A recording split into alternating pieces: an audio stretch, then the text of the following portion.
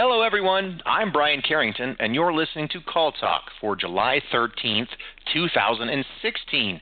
And today's topic is a good one. It's the happy leader. Now, if you're listening live, I'd like to invite you to be a part of the show and ask some questions. And the best way to do it is just to email me directly. You can do that at brian@benchmarkportal.com, and that's spelled out BRIAN at benchmarkportal.com. Of course, if you don't know already, we have over 5 seasons of shows archived on our website at benchmarkportal.com, which means you can go there anytime that's convenient for you, download the show, or listen to it live at that time. But that way, you'll be able to access all the different topics that we have anytime that's good for you. So let's go ahead and jump right into the show today. And it's my pleasure to introduce the host of Call Talk, Bruce Belfiore.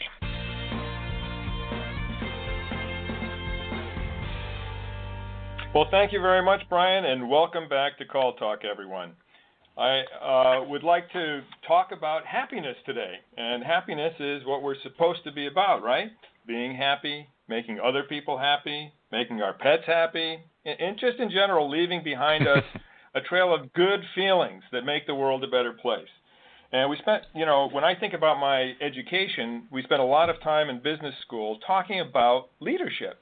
Yet in my business school and law school experiences, I don't recall a single day in which we focused exclusively on what makes for a happy leader.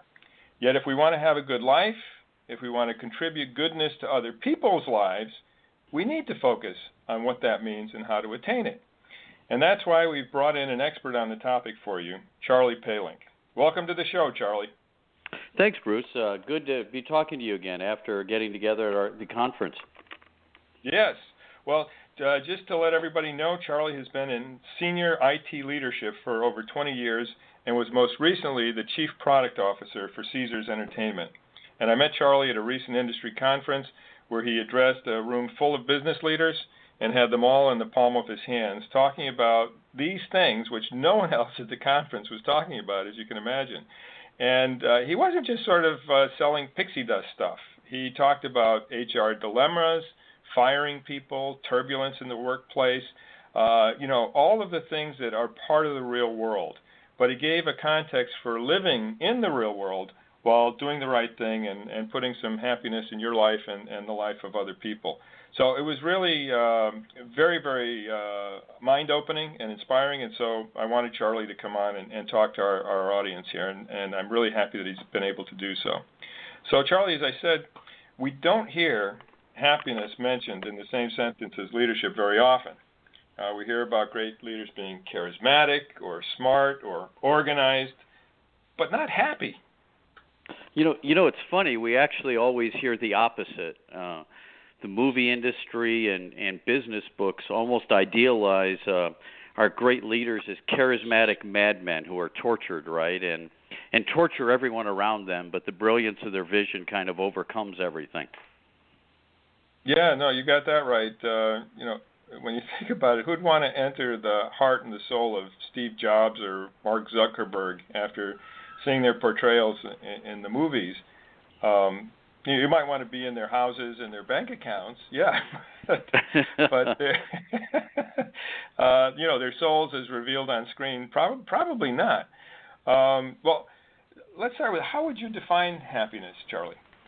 Well, there's a song by Ray Wylie Hubbard that I ran across a while back, and at the end of the song, he talks about his gratitude exceeding his expectations, and I think that's as good a definition as any. I think a person that looks back at a period of time, their life, the week, the day, and they're grateful, and that really exceeds what they expected out of life.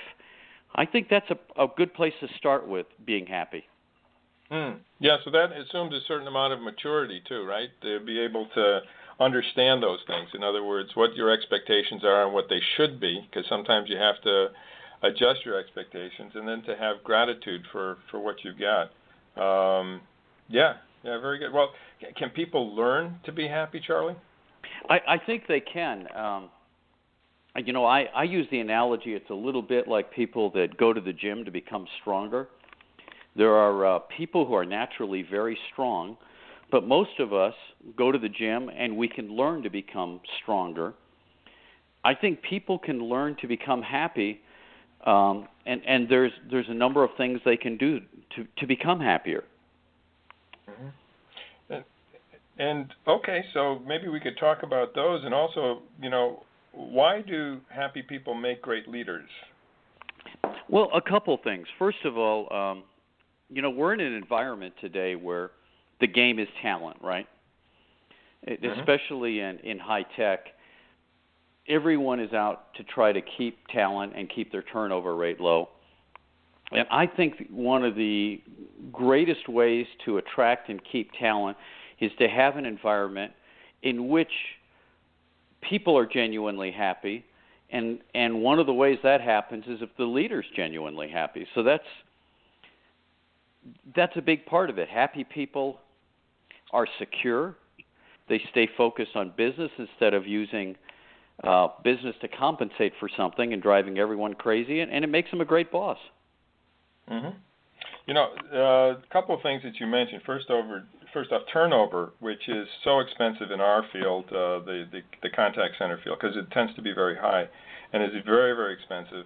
And therefore, on a business level, it's something that needs focus. And when it is actually conquered, it's not that you go to zero turnover, but you get it down to reasonable levels, then you're actually able to show something to your boss in terms of a return on investment if you have to actually do something in order to get that lower turnover. So, and then the fact that you have lower turnover means less upheaval in the call center. It means more happiness, as you indicated.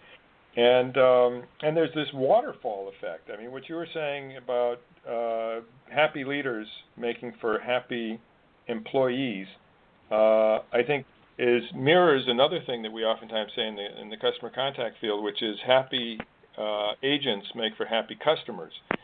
And there's a waterfall effect. I mean, it makes sense. If you have happy leaders, and the happy leaders are making their supervisors happy, who are making their agents happy, who then make their customers happy, then everybody's happy.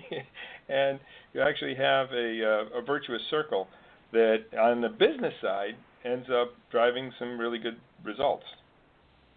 Well, I think that's right. When I was at Ceasars, Gary Loveman always preached a cycle of customers taking care of our employees who will take care of customers. And I really saw that. I think it helped, before the recession hit, it really helped Ceasars as a company capture a dramatic amount of market share. What a lot of people struggle with, though, is how to make employees happy. Mm-hmm. And my argument is, you can give them free food, you can put ping pong tables and a lot of other stuff, but having a leadership organization, I think that starts from the top, where the leader is fundamentally a happy, secure person, I think goes a very long way in helping the organization be happy and content. Yeah, and the word secure, I think, is very important too. It's a key word.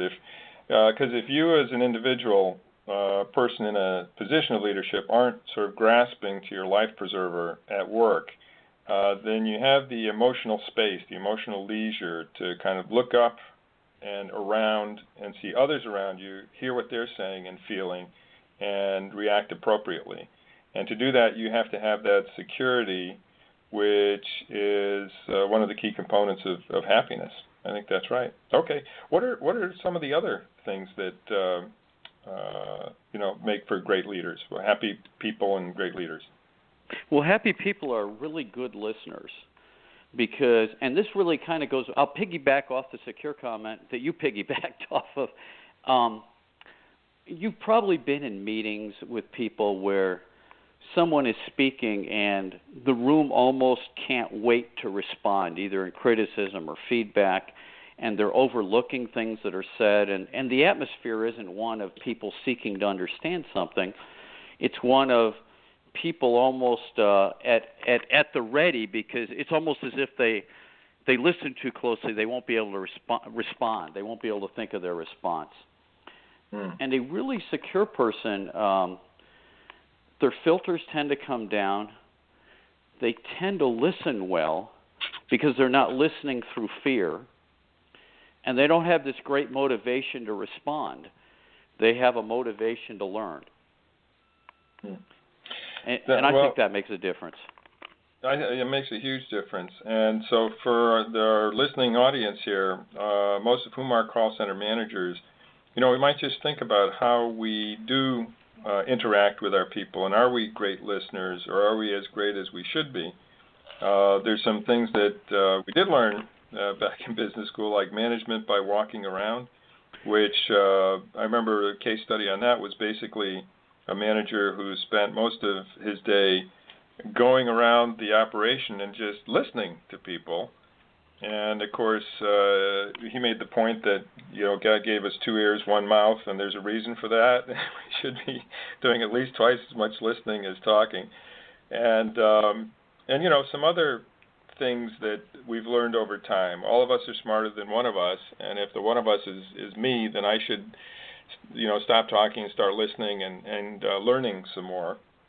And also, I think that all contact center leaders understand that teams are built on trust.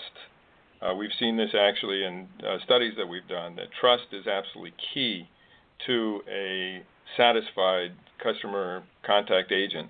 And trust is really built on listening, right? Haven't you seen that as well, Charlie? Absolutely. And I remember there's another thing that you wanted to mention too, a third element to how happy people make great leaders. Well, I think we've all been around leaders that are threatened by life, and they consequently make decisions out of fear. Now, I don't want to confuse that by saying that someone that's a happy leader is not going to be concerned about their competitors or how they're performing, but that's a choice they make. It's not one that pervades their thoughts. It's more of them choosing to find the appropriate time to spend time thinking about their competitors or how they're doing. And so that lack of consuming doubt and fear helps them be successful, helps them be good leaders. Now, I'm not arguing unhappy people can't be great leaders. We've seen that. But why would you choose? Why, if you had a choice, why would you choose to be an unhappy person? And especially if you can be happy and also be great in your career. Mm-hmm. Yeah. I mean, really, there are tons of miserable people out in the business world who have had success.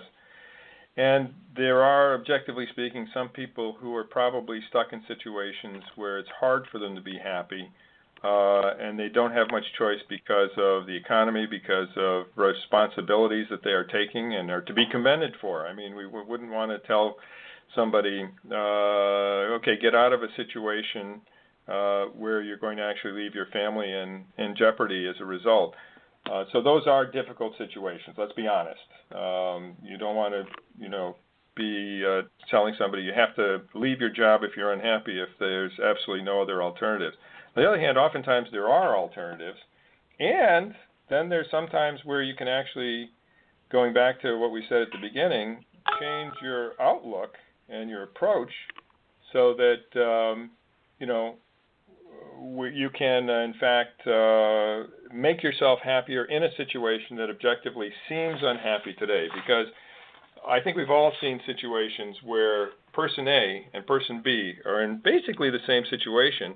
Person A seems like a very happy person. Person B seems miserable. Oh, I think that's absolutely right. I mean, how many times do we change jobs and the person before us, they couldn't wait to get out of there, and we walk into exactly the same mess, and we're excited about what we can do with it, right? Mm-hmm. Yeah. No, that's right. So in that case, you kind of have to take a long look inward and maybe find where that happy gym, right, is located that you were talking about earlier. Yeah. Yeah, because, I mean, Brian, I think you'd agree, too. There's sometimes where you step back and maybe you find in yoga, or you find in exercise, or you find in talking with other people or reading some books on leadership, where you can actually change your approach in a way that actually changes your life as well. I completely agree, and everyone's different, of course, but for me, the outlet has always been the outdoors. Dirt biking to the top of the mountain or kayaking down a river kind of resets me into a happy place, and then my approach moving forward is a lot clearer and usually much happier. Mm-hmm. Yep. Yeah, Charlie, what have you found? What have you seen in the people that you've worked with? Because you've thought about this a lot. Well, I can give you an example that was unrelated to work. My father was in a prison work camp in World War II. He was captured in, it might have been Poland. Mm-hmm. And one of the observations he made to me, which maybe had a lot of influence on me, was that the soldiers that were happy outside found a way to find happiness and gratefulness inside of a place where they ultimately had to escape to avoid being killed. Mm-hmm. And the ones that were miserable were not any more miserable; they were equally miserable. So it really is a practice of every day finding things to be grateful for, enjoying the small things. Mm-hmm. Wow. No, it's a big message. It's a message not just for the workplace, but for life as well. And we do have some questions here that I'd like to hand things over to Brian for. Brian? Yeah, perfect. Actually, kind of right in line with what we're talking about, and almost doubling back to the beginning, and in that where you can learn or become happy. I would like to know this too. And Carlos emailed me asking, how do people become happy? Well, I think it starts with really knowing yourself. I mean, for so much of our lives, we are trying to fit in. And it's a little bit of a learned adaptation where we do things, other people either applaud us for it or accept us for it, and it almost becomes a learned behavior, whether it's something we like to do or not. But I think doing things that aren't part of our real nature causes a certain amount of friction, which leads to unhappiness. So the starting point for me is really getting to know yourself at a very deep level, so that you're not understanding the person other people want you to be, but who you truly are. And then it's a fairly simple formula, and I do this every year. I write down on a yellow notepad, what do I like and what do I not like? And then I strive to do more of the things I like and less of the things I don't like, and I sort of engineer my life around that. Yeah, really interesting. I was thinking that when I go to going to reunions over the year, you see a difference, right? As people get older, they tend to get more comfortable with themselves. So the people who are listening to this, who are maybe on the younger end of the spectrum and are still trying to prove themselves and maybe striving, and that's all good. It's good stuff. But think about the fact that all of the older people that you know are less that way. They tend to be more comfortable with themselves. And if you can move to that on an accelerated basis, if you can compress the time that you can get there, if you're not there now, and therefore be happier with yourself and happier in yourself and in your own skin, then that's something that you might seek actively to do. I think about the joke about the person who turned 100 and was asked, what's the biggest advantage of being 100 years old? And the answer was, no peer pressure.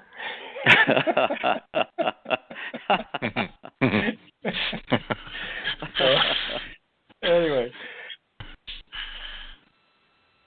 back to you guys. Is there anything else that you think about in this context, Charlie? Well, a couple more things. The second one is, and this is the one, if you remember at the conference, extended the presentation from about 45 minutes to 2 hours, and that is reconcile your relationship with God.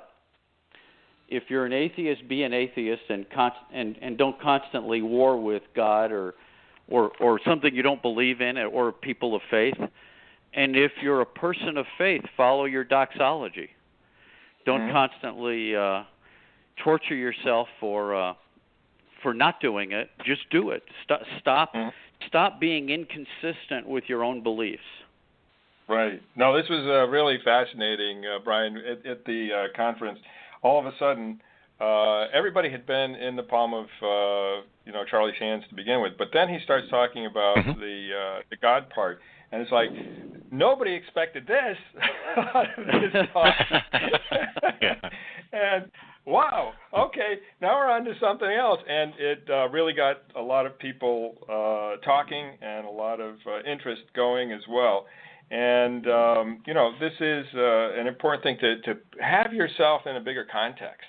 Because if you have yourself in a frame that you're comfortable with, and you understand that you're part of a bigger frame, whether it's a religious frame or a non-religious frame, but it is a bigger frame, then inside that frame, you can find your place and you can find your happiness. I think that's what you were trying to say, Charlie, and I think it resonated with the people there who were, for the most part, CIOs of Fortune 500 companies, right? They were. I thought one of the most interesting things was there was a gentleman who was a chief technology officer for a large high-tech company out of California who came up to me afterwards and asked me if we could talk because his wife is so unhappy. And he was looking for some ways to help her. And number one, it was interesting and gratifying to be able to talk to someone at that level. And secondly, you really don't expect that at a conference on technology, right? Right, exactly. You got all these tech heads, right? All these tech heads, and all of a sudden they're opening up their hearts and their souls. And, but that's part of being human. That's part of our lives. And if we sort of take that out of our business life, if we take that out of our work life, then we're missing a piece of ourselves. It's not always easy to integrate. I mean, I think we can all accept that, but it's something that's important to, from time to time, confront. And for those listening, perhaps now is the time for you to think about that a little more and confront it a little more in both your personal and your business life. Do we have any other questions, Brian? Yeah, we do. But first, Charlie, I want to know, what did you tell that guy? How to help his wife? Well, I asked him how much he listens to her. And does he actively listen, or is he is he listening to her through the filter of someone that's impatient with the way she's acting? And the more we talked, the more he said to me at the end, he said, I don't think I've been listening to her because I'm so eager, I'm so anxious for this to just stop. It's almost as if I'm doing everything I can to get her to quit talking about it.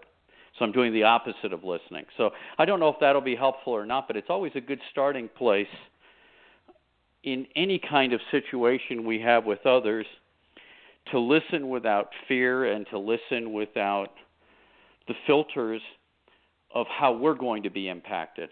Maybe a good term for it is guileless listening. I like that. I like that. I can add, I have a friend that I like to dirt bike with, and we'll be on the top of the mountain, and this seems kind of ironic, but he's very introspective and looking at him and himself and what he did. He said, Brian, I have a timer on my watch, and so I'm going to set it to 5 minutes, and you're going to just talk to me about whatever you want to, and I'm not going to say a word for 5 minutes, and then we'll do the opposite. And so it was really interesting, number one, for me to figure out what to talk about, but then also to be on the other end and listen without responding for 5 minutes, for me, was very hard. But, boy, when I did that with my wife, it was amazing. It was truly amazing. I'm trying to do that more and more. It is. It is such a cool experience.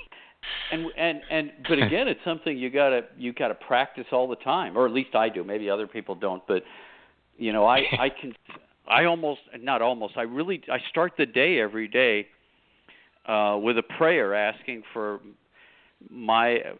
that I can understand others and that I don't interject myself into their thoughts. Mm-hmm. It's hard. It's hard to do. Well, and I'm glad you kind of brought that up. Kivo has a question, and it's perfect because he asked, how have you been practicing, what you're saying? You mentioned the list and writing that down once a year, but how else do you do that? Well, it really starts from there. So I create the list. I think about how much free time I have, and I think about the amount of money it takes for me to execute a life that maximizes my likes and minimizes my dislikes. And I think of it more as having a rudder on a boat as opposed to the boat just drifting down the stream. So many of us, we get into a job or career and we show up every day and we're almost like that leaf on the river, right, that's floating along. I think by taking an act like that consciously, you've put a rudder on yourself and you're driving yourself.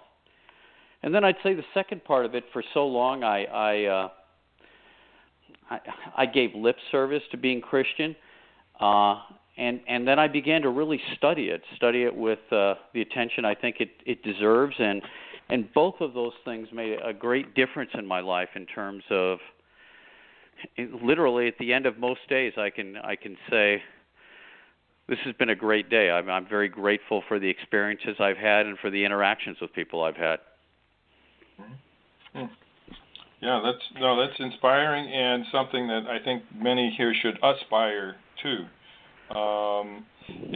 Just if I could comment on a couple of the items that you were talking about. One of them is taking the time to listen, and also the gentleman who was talking to you at the conference and who said, I just wanted to stop. I want to find the solution, right? And right. That's that will cause it to stop. And you think about it, a room full of CTOs, CIOs, people, also in the call center area, leaders, you're taught to be a problem solver ahead of being a good listener. And I think it's also part of the personality type. You see a situation, you think you understand it, and then you just want it solved so that you can move on. And I know this is true with myself too, that that's what I look to do. And what you're saying, Charlie, is sometimes you have to stop, you have to listen. You have to spend those 5 minutes on top of the mountain just listening and not try to solve. Don't try to solve, just feel what the other person is feeling and listen to what they're thinking. And that's difficult to do. And the other thing that, sort of my heart goes out to is those people who are listening and those people in the world who are to a certain extent trapped because of family circumstances. And it's useless to say that they may not be there trapped forever. Hopefully they'll be able to work their way, and they should actively work their way to a place of greater happiness where they're able to do the things that they want to do. But we don't want to tell anyone to leave your responsibilities. That's not a good thing to do. But to hopefully find somebody you can spend that 5 minutes with who will listen to you. That much you should be able to find, and hopefully retool yourself as a result and find some more gratitude in the life that you do have. Anyway, do we have another question here, Brian? We're getting toward the end of our hour. Yeah, we do. Our half hour. Yeah, and this one's a little bit more direct, and you guys have touched on it, but I just want to give Mike the chance to be heard here. So Mike wrote in, what are the personal characteristics of the happy leader? Well, it's going to sound a little bit redundant, but they're patient and understanding with themselves and others. I want to get to one of the comments, Bruce, you were making about we're problem solvers. One of the things I find with people who are not good listeners and are so eager to solve problems is that very often they don't hear the problem, or they may solve the wrong problem. And so I think patience and listening goes a long way towards ensuring that you're solving the right problem and that you're prepared. How many times have any of us, when we're in a hurry and we're stressed and we're not being patient with ourselves, run out of the house only to discover we forgot to get the directions to where we're going? Yep. Right? Yep. And to me that's an analogy. Yeah, and to me that's an analogy to the hurried thinking that we often practice. And I can I can speak from my personal experience. The casino business is a tough business. We all know that. I mean, it's and it is not a business given to a lot of reflection. It tends to be a bottom line business, especially in the tough business environment we've had recently.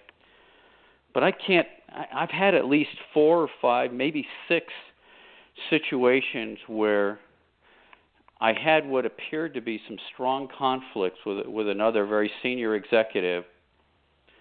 We wound up putting ourselves in a situation where we had time to listen to each other, and in every single one of those cases we walked away from there not just able to work together, but with a much better understanding of one another. And in I think all the cases, it was the start of a tremendous friendship, almost like the end of Casablanca. Which is my favorite movie, by the way. How did you know? I didn't know, but it's a great movie. Yeah. Yeah, interesting. This has been a great show. I mean, I really appreciate your coming on.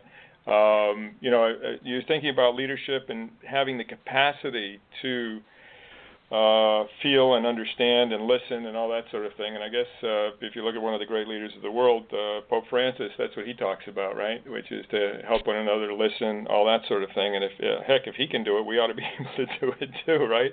Yeah. With our level of responsibility. So this has been really, really eye-opening and very unusual for the kind of segment that we usually do, but I'm very happy that we've done it. And I thank you very much, Charly, for being available to be here for it. Any final thoughts before we close out?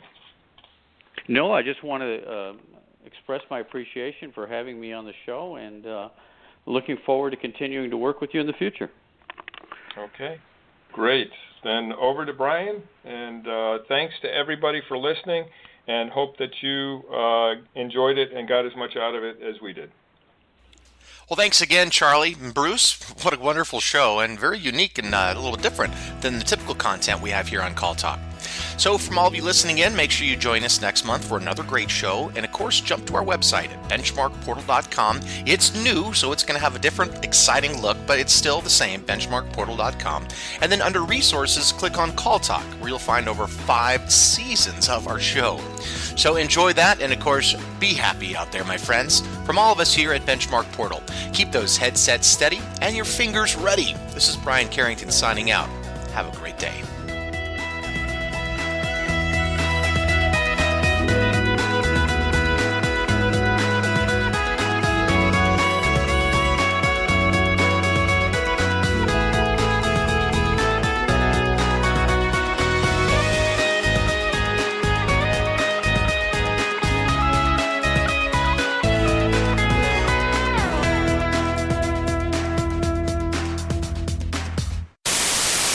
Your agents think that you are mad, but things really can't be that bad, so don't worry.